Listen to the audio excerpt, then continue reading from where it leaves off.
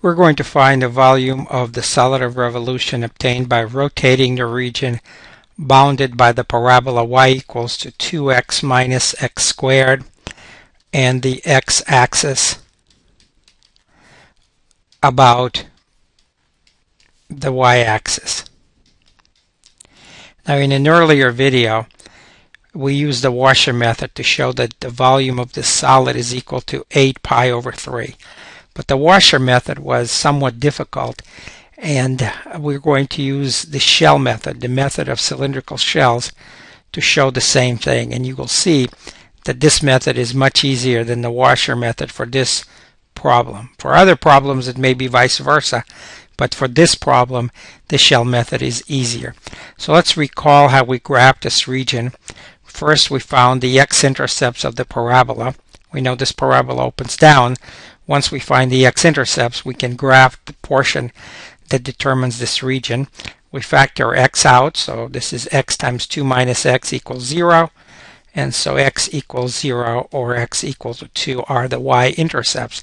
And since the parabola opens down, together with the x-axis, our region that will be rotated about the y-axis is right here. So this is 0 and that's 2, and the portion of the parabola is right there.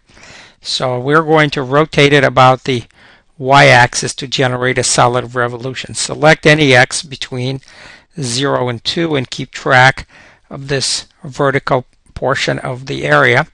It will end up here 180 degree into its rotation, and a full 360 degree rotation is going to give us this cylindrical shell.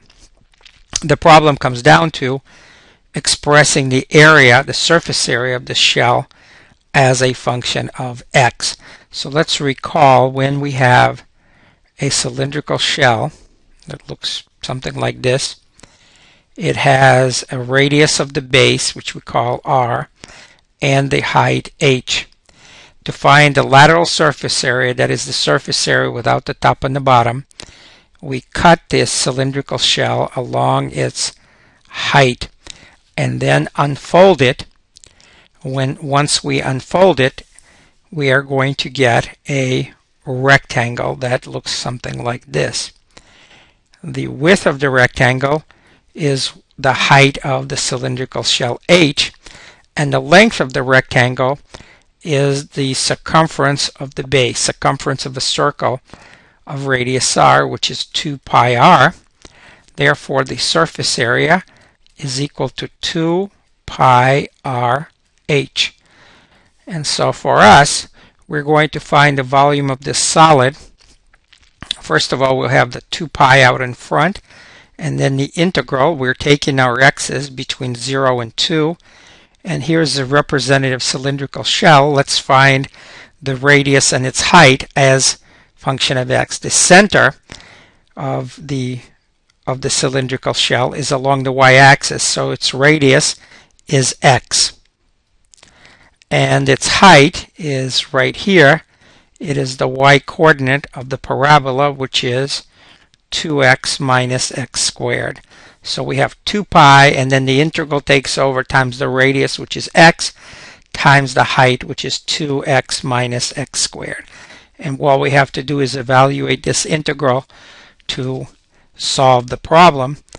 The integral itself is much easier to deal with than what we dealt with when we used the washer method. So the volume is 2 pi integral from 0 to 2, 2x squared minus x cubed.